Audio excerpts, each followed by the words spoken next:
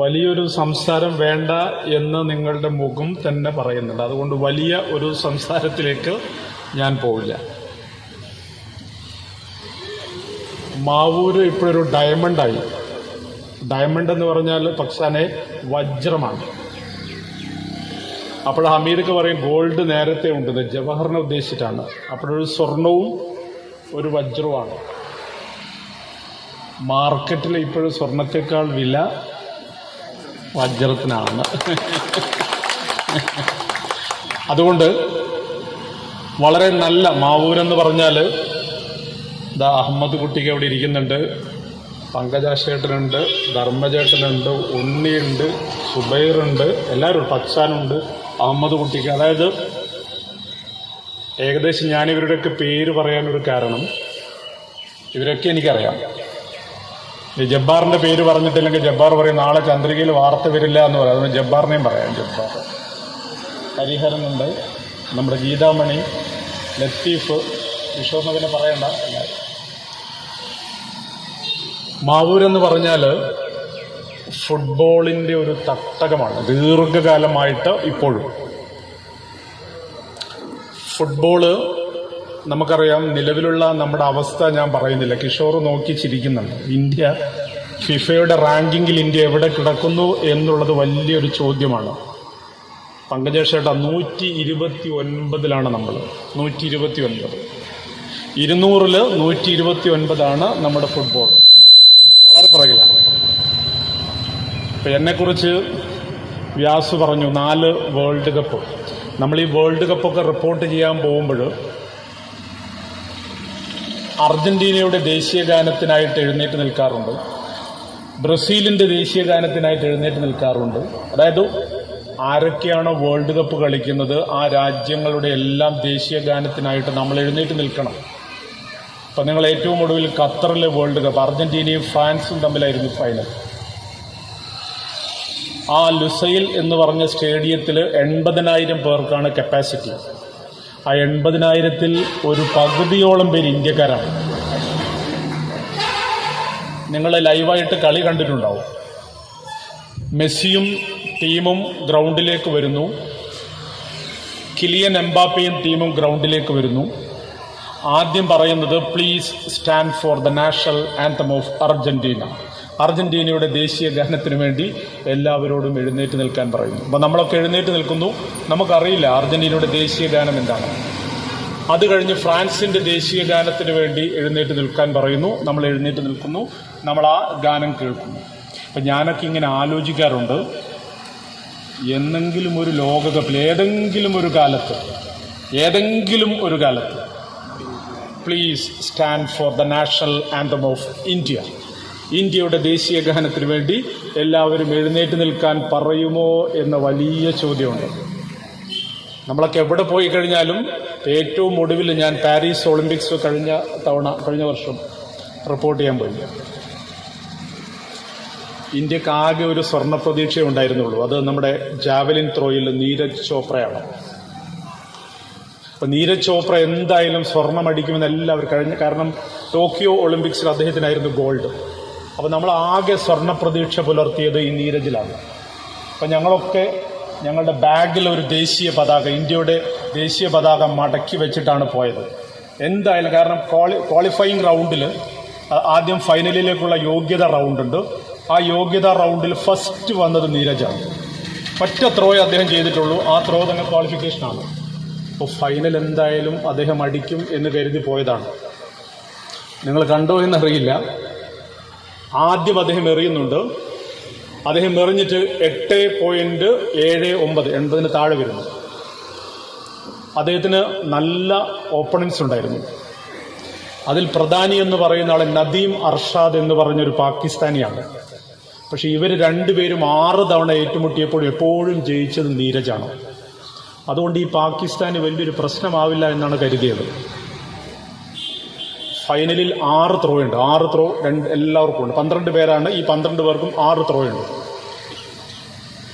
രണ്ടാമത്തെ ത്രോയിൽ ഈ പാകിസ്ഥാനി അർഷാദ് നദീം അയാൾ 9.20, അതായത് 9 മീറ്റർ 20 എറിഞ്ഞിട്ട് ഒറ്റ ഏറാണത്. എന്നിട്ട് അദ്ദേഹം ഇങ്ങനെ നിർത്തി. ഇത് മാത്രം 9.20 ആണ്. നീരജ് അദ്ദേഹത്തിന്റെ കരിയറിൽ 9 എത്തിയിട്ടില്ല. അതുകൊണ്ട് ആ ത്രോയോടുകൂടി തീരുമാനമായി അത് പോയി എന്നുള്ളത്. പിന്നീട് നീരജ് 4 ത്രോ കൂടി ഉണ്ടായിരുന്നു, 4 ഫൗളായി. കാരണം ആകെ തകർന്നുപോയി. ഭാഗ്യത്തിന് അദ്ദേഹത്തിന് വെള്ളി കിട്ടി, 2ാം സ്ഥാനം കിട്ടി. പക്ഷേ പാകിസ്ഥാനാണ് 1 അടിച്ചത്. അപ്പോൾ ആ സ്റ്റേഡിയത്തിൽ, പാരീസിലെ സ്റ്റഡേ ഡി ഫ്രാൻസ് എന്ന് പറയുന്ന സ്റ്റേഡിയമാണ്, 70,000 പേർ തിങ്ങി നിറഞ്ഞു നിൽക്കുന്നുണ്ട്. ആ തിങ്ങി നിറഞ്ഞ സ്റ്റേഡിയത്തിൽ കേട്ട ഒരു മുദ്രാവാക്യം ഈ പറഞ്ഞതുപോലെ please stand for the national anthem of Pakistan എന്നാണ്. പാകിസ്ഥാന്റെ ദേശീയ ഗാനത്തിനു വേണ്ടി എല്ലാവരും എഴുന്നേറ്റ് നിൽക്കാൻ. നമ്മൾ എഴുന്നേറ്റ് നിന്നു. എല്ലാ ദേശീയ ഗാനങ്ങളെയും നമ്മൾ ബഹുമാനിക്കുന്നില്ലേ? പാരീസ് ഒളിമ്പിക്സിൽ ഒരു സ്വർണം പോലും ഇല്ലാത്ത രാജ്യമാണ് ഇന്ത്യ. നമ്മൾ ജനാധിപത്യത്തിൽ 1, വലുപ്പത്തിൽ 7, എല്ലാത്തിലും നമ്മൾ ടോപ്പാണ്. പക്ഷേ ഒളിമ്പിക്സിൽ ഒരു സ്വർണം പോലും കിട്ടിയില്ല. മെഡൽ പട്ടികയിൽ 71ാം സ്ഥാനത്തായിരുന്നു. ഞാൻ കൂടുതൽ കഥ പറയുന്നില്ല. ഞാൻ പറഞ്ഞത് നമ്മുടെ സ്പോർട്സ് താഴോട്ടിങ്ങനെ പോവുകയാണ്, ഫുട്ബോളിൽ പ്രത്യേകിച്ച്. പക്ഷേ സമീപകാലത്ത് ദേശീയ ഗെയിംസ് നടന്നപ്പോൾ നമ്മളെ നല്ല പയ്യന്മാർ, ആ നല്ല പയ്യന്മാർ എന്ന് ഞാൻ കിഷോറിനെ സാക്ഷി നിർത്തി പറയാനൊരു കാരണം, ലോക്കൽ പിള്ളേരാണ്. ലോക്കൽ എന്ന് പറയാൻ കാരണവും പ്രാദേശികമായിട്ട് ഫുട്ബോളിൽ നിന്നും വളർന്നു വന്ന താരങ്ങളാണ്. ദേശീയ ഗെയിംസിൽ നമ്മൾ ഗോൾഡ് അടിച്ചു. സന്തോഷ് ട്രോഫിയിൽ നമ്മൾ 2ാം സ്ഥാനത്ത് വന്നു. അതൊക്കെ മാവൂരിലൊക്കെ പിള്ളേരുണ്ട്, കോഴിക്കോട്ടുകാരുണ്ട്, മലപ്പുറംകാരുണ്ട്, കണ്ണൂരുകാരുണ്ട്. ഇപ്പോൾ ഏറ്റവും ഒടുവിൽ രഞ്ജി ട്രോഫി നിങ്ങൾ വായിച്ചിട്ടുണ്ടാവും. ക്രിക്കറ്റിൽ കേരളം ഒന്നും ആയിരുന്നില്ല ഇതുവരെ. പക്ഷേ ഇത്തവണ നമ്മൾ രഞ്ജി ട്രോഫിയുടെ ഫൈനലിലെത്തി. ആ ടീം ലിസ്റ്റ് നിങ്ങളൊന്ന് നോക്കിക്കഴിഞ്ഞാൽ, പണ്ടൊക്കെ ക്രിക്കറ്റ് എന്ന് പറഞ്ഞാൽ തിരുവനന്തപുരവും എറണാകുളവും മാത്രമാണ്. പക്ഷേ ഇപ്പോഴത്തെ കേരളത്തിൻ്റെ രഞ്ജി ടീം നിങ്ങൾ നോക്കിയാൽ എല്ലാ നാട്ടുകാരും ഉണ്ട്. കാസർഗോഡ് നിന്നൊരു മുഹമ്മദ് അസറുദ്ദീൻ ഉണ്ട്, കണ്ണൂരിൽ നിന്നൊരു സൽമാൻ നിസാറുണ്ട്, കോഴിക്കോട് നിന്നൊരു രോഹൻ കുന്നുമലുണ്ട്. അങ്ങനെ വയനാട്ടുകാർ, ഇന്ത്യൻ വനിതാ ക്രിക്കറ്റ് ടീമിൽ 3 വയനാട്ടുകാരികളുണ്ട്. സോ നന്നായിട്ട് നമ്മുടെ പ്രാദേശികമായിട്ട് കളികൾ വികസിക്കുന്നുണ്ട്, കളിക്കാർ വരുന്നുണ്ട്. അപ്പോൾ ഡയമണ്ട് എന്ന ക്ലബിൻ്റെ ഈ കെട്ടിടം, പുതിയ കെട്ടിടവും ഈ ക്ലബും പുതിയ താരങ്ങൾക്ക്, ഈ മേഖലയിലുള്ള താരങ്ങൾക്ക് വളർന്നു വരാനുള്ള നല്ല വേദിയായിട്ട് മാറണം. നല്ല വേദിയായിട്ട് മാറണം ഈ ഡയമണ്ട് ക്ലബിനെ. നമ്മളൊക്കെ പിൽക്കാലത്ത് പത്രങ്ങളിൽ കൊടുക്കുന്ന വാർത്ത, ഒരു താരം മികവിലേക്ക് വന്നു കഴിഞ്ഞാൽ മാധ്യമപ്രവർത്തകർ ആദ്യം ചെയ്യുക എന്താണ്? അപ്പം നിങ്ങൾക്ക് മുഹമ്മദ് അസറുദ്ദീൻ എന്ന് പറഞ്ഞാൽ ആരാന്നറിയില്ലേ? അദ്ദേഹം കാസർഗോട്ടുകാരനാണ്, തളങ്കരക്കാരനാണ്. അദ്ദേഹത്തിൻ്റെ രക്ഷിതാക്കളെ എല്ലാം നമുക്കറിയാം.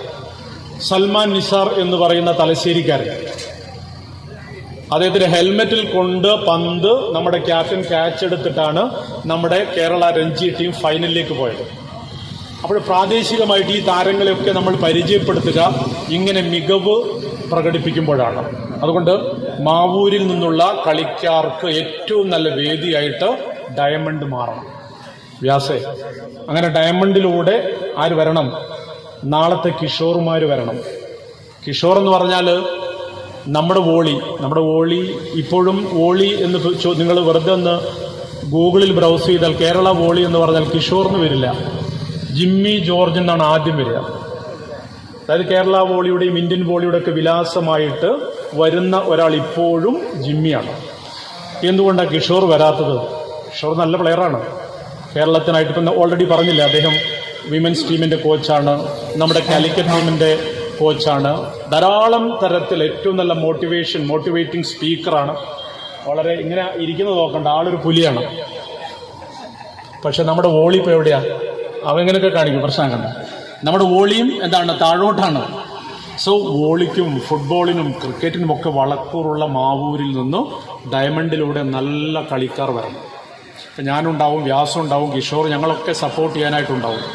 അതുകൊണ്ട് ഈ ദിവസം എന്ന് പറയുന്നത് ഫെബ്രുവരി 23 അപ്പോൾ ഈ 23 സാക്ഷി നിർത്തി പറയാവുന്ന ഒരു കാര്യം, നമ്മുടെ ഈ ചടങ്ങിൻ്റെ ഭാഗമായിട്ട് ഇപ്പം നേരത്തെ വ്യാസ് പറഞ്ഞു, വായന എന്ന് പറയുന്ന പുതിയ, അതായത് ഗ്രന്ഥശാലകൾ നമ്മുടെ മക്കളിപ്പോഴും വായിക്കാറുണ്ടോ? ഇല്ല, വായന തീരെയില്ല. മൊബൈലിൽ ആവശ്യമുള്ളത് മാത്രം സെലക്ട് ചെയ്ത് വായിക്കുന്നവരാണ്. അപ്പം ഞങ്ങൾ കൊടുക്കുന്ന പത്രവാർത്തകൾ, പങ്കജേഷേട്ട നിങ്ങൾ വായിക്കാറുണ്ടോ? ഓരോ സ്കൂളിലും നടക്കുന്ന കാര്യങ്ങളെന്ന് പറഞ്ഞാൽ പേടിപ്പിക്കുന്ന കാര്യങ്ങളാണ്. പണ്ട് ഞാനൊക്കെ 80കളുടെ ഒരു സ്കൂൾ കാലമാണ് ഓർമ്മയുള്ളത്. അപ്പം നമ്മുടെയൊക്കെ ഇൻസ്ട്രുമെൻ്റ് ബോക്സ് എന്ന് പറഞ്ഞാൽ അതിൽ കോമ്പസ്, കടലാസ് പെൻസിൽ, സ്കെയിൽ ഇതൊക്കെയാണ്. ഇപ്പോഴത്തെ മക്കളുടെ ഇൻസ്ട്രുമെൻ്റ് ബോക്സിൽ അറിയോ? ഒരാഴ്ച മുമ്പ് തിരുവനന്തപുരത്ത് പാങ്ങോട് എന്ന് പറഞ്ഞ സ്ഥലത്ത് ഒരു സ്കൂൾ ബസ്സിൽ 2 പിള്ളേർ തമ്മിൽ തർക്കം. സ്കൂൾ ബസ്സിൽ അവർ വീട്ടിലേക്ക് തിരിച്ചു പോവുകയാണ്. തർക്കത്തിനൊടുവിൽ ഒരു പയ്യൻ ഇൻസ്ട്രുമെൻ്റ് ബോക്സ് തുറന്നപ്പോൾ 2 കത്തിയാണ് അവൻ്റെ ഇൻസ്ട്രുമെൻ്റ് ബോക്സിൽ വീശി. കത്തി കഴുത്തിന് മുറിവേറ്റു മറ്റേ കുട്ടിയുടെ. അവനും പിറകോട്ട് പോയില്ല, അവനും ബോക്സ് എടുത്തു, അതിലും കത്തിയാണ്. പോലീസ് റിപ്പോർട്ടാണ്. ഇതെവിടെ ഉണ്ട്? പോലീസിൽ. നമ്മുടെ കുട്ടികളുടെ ഇൻസ്ട്രുമെൻ്റ് ബോക്സിൽ മാരകായുധങ്ങളാണ്. അടി എല്ലായിടത്തും നടക്കുന്നില്ലേ? അപ്പം കുട്ടികളൊക്കെ ആകെ മാറിയിട്ടുണ്ട്. പക്ഷെ ആ കുട്ടികളെ കളിക്കളത്തിലേക്ക് കൊണ്ടുവരാൻ, അല്ലെങ്കിൽ ഫുട്ബോൾ ആണെങ്കിൽ, ക്രിക്കറ്റ് ആണെങ്കിൽ, വോളി ആണെങ്കിൽ, അത്ലറ്റിക്സ് ആണെങ്കിലും ഒക്കെ അവർ വളരെ ഗംഭീരമായിട്ട് നല്ല കുട്ടികളായിട്ട് മൈതാനത്തേക്ക്, പഠനത്തിലേക്ക്, കായിക രംഗത്തേക്ക് തിരികെ വരും. അതിനുള്ള വേദി കൂടിയായിട്ട് ഡയമണ്ട് മാറണം എന്ന് അഭ്യർത്ഥിച്ചുകൊണ്ട് നന്നായിട്ട് വായിക്കണം. ഞാൻ കുറച്ച് പുസ്തക വ്യാസന കൊടുത്തിട്ടുണ്ട്. അത് വായിക്കണം, പത്രങ്ങൾ വായിക്കണം. വായിച്ച് നല്ല മക്കളായിട്ട് ഈ ഡയമണ്ട് ജംഗ്ഷൻ, ഇത് ഡയമണ്ട് ജംഗ്ഷനാണ്. വ്യാസ് നല്ല മാധ്യമപ്രവർത്തകനാണ്. അവനെക്കുറിച്ച് പറഞ്ഞില്ലെങ്കിൽ നിങ്ങൾ എന്നെക്കുറിച്ചൊന്നും പറഞ്ഞില്ല എന്ന് പറഞ്ഞിട്ട് നാളെ പ്രശ്നമാണ് അതൊക്കെ. പക്ഷേ നമ്മുടെ മാധ്യമപ്രവർത്തകർക്കിടയിൽ സ്പോർട്സ് വളർത്തുന്നതിൽ ഞങ്ങളുടെ പ്രസ് ക്ലബിൻ്റെ കായിക വിഭാഗം മേധാവി കൂടിയാണ് വ്യാസ് പിറ.